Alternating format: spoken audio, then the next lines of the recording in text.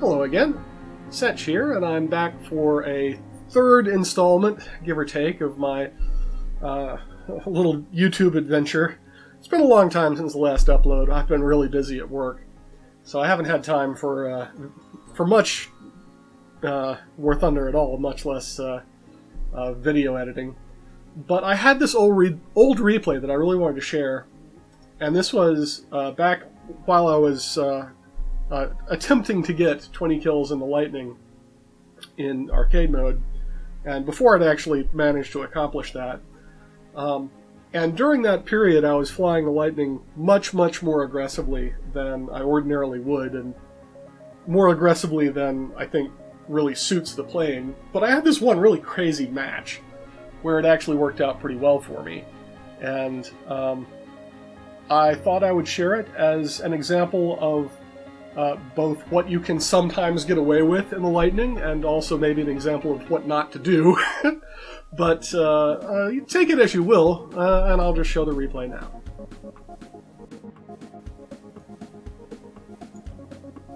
So here we are on Krimsk, and I'm flying out in my P-38 Lightning.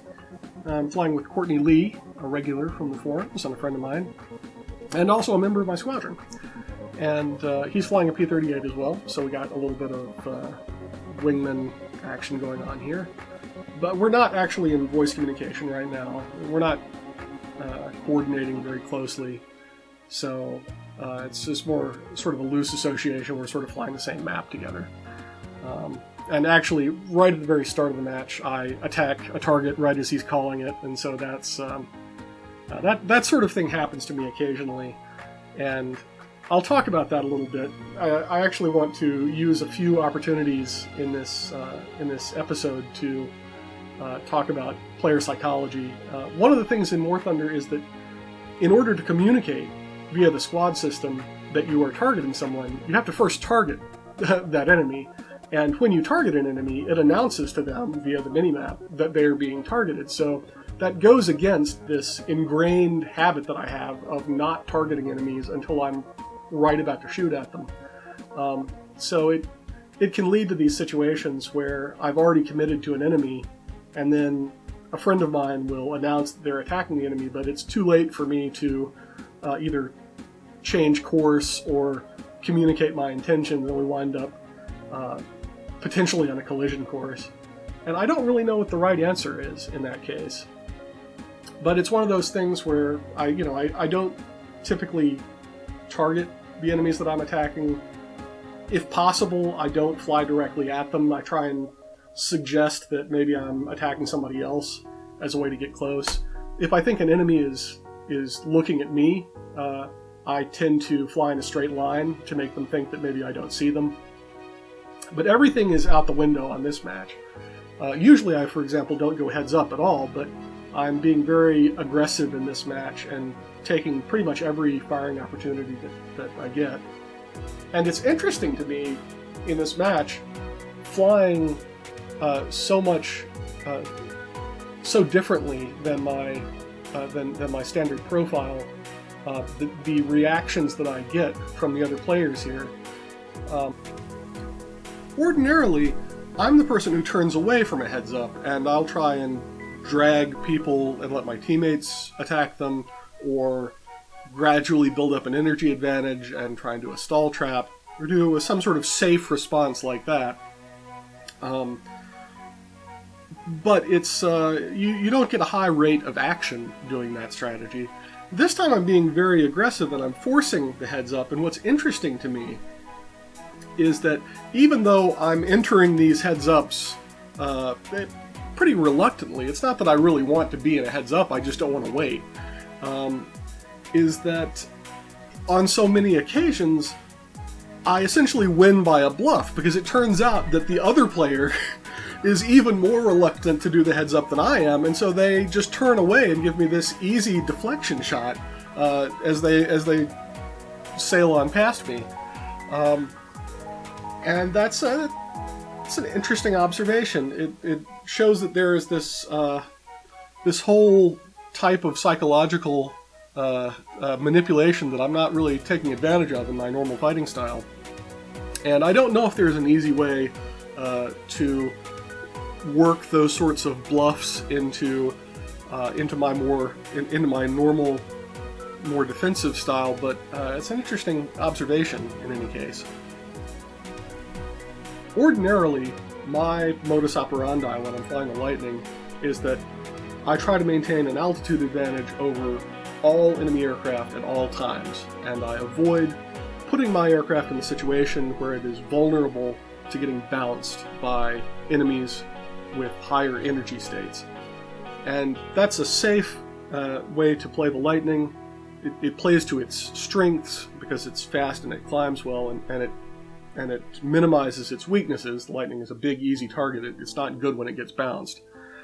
But the trade-off is that you are limiting the amount of leverage you have over the match, the amount of action that you can get into under those rules, because there's a limited number of targets that you can engage. If you're only able to interact with the highest flying enemy aircraft, then the problem that emerges is, well, what if those aircraft are not easy targets?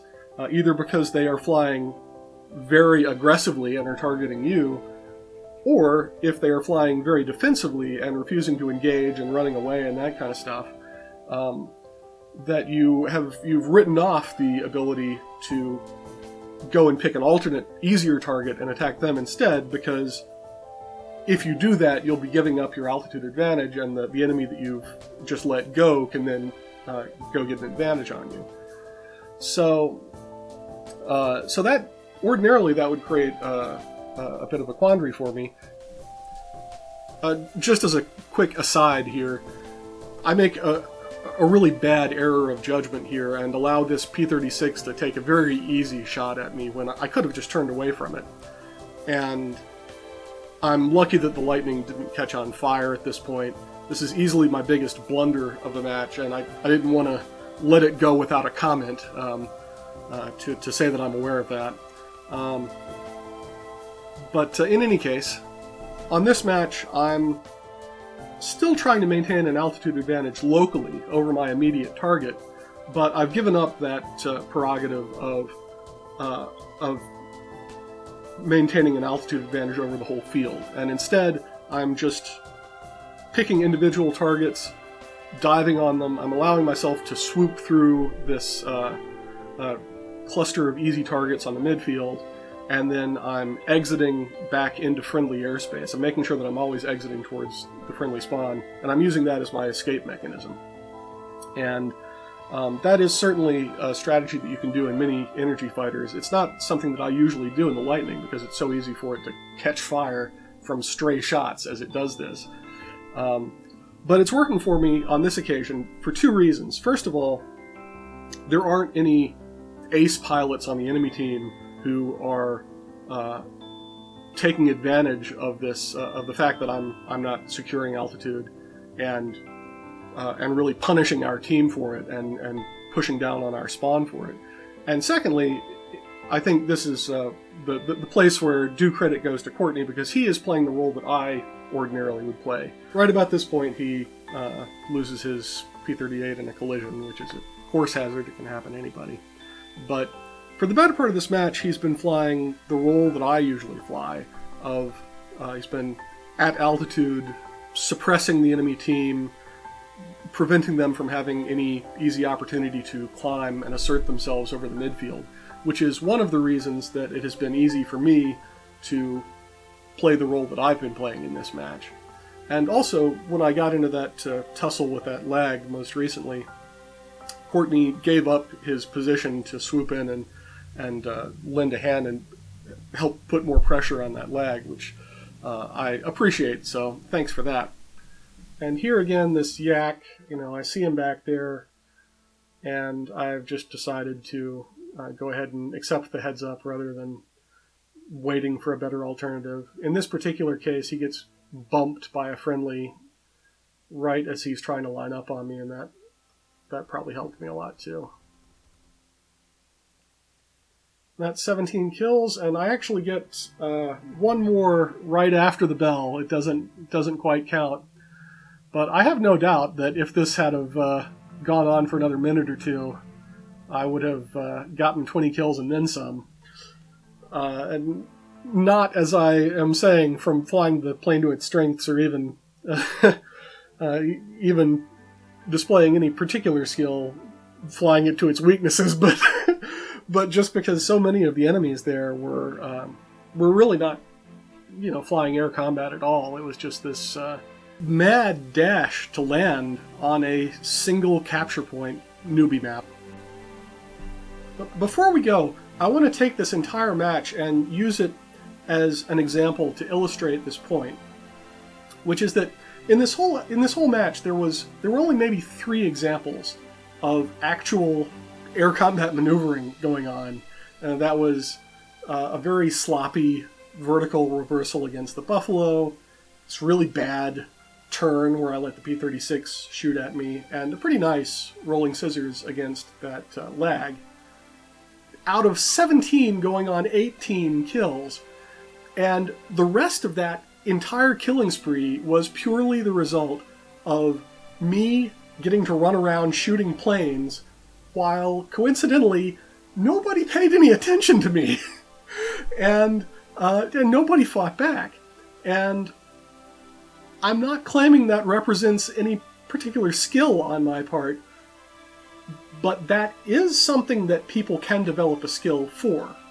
There are certainly players out there who have developed expertise at the art of picking fights artfully, avoiding attention in the process, and hunting in War Thunder without ever really getting dragged into a fight and without ever really having to fight back.